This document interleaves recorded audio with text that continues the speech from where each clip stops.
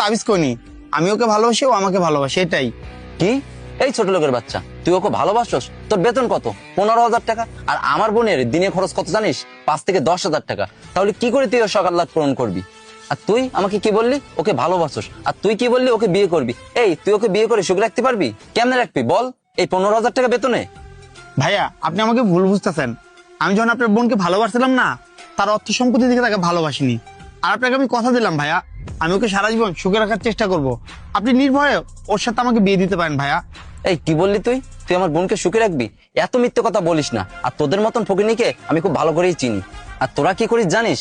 বড়লোক মেয়েদেরকে পটিয়ে আর অর্থ সম্পত্তি নিজের নামে করে নিবি। আর বিয়ের পরে আমার বোন যদি বিদেশে যেতে চায়, তাকে কি তুই নিয়ে যেতে পারবি? আর যখন বড় বড় রেস্টুরেন্টে যেতে চাবে আর ভালো ভালো ড্রেস আপ চাবে, তখন তুই কি করবি বল? তখন কি করবি? কথা বলিস না কেন? সাধারণ 15,000 টাকা চাকরি করে বড় বড় স্বপ্ন দেখো। ভাইয়া, আপনি আমার উপর বিশ্বাস রাখেন।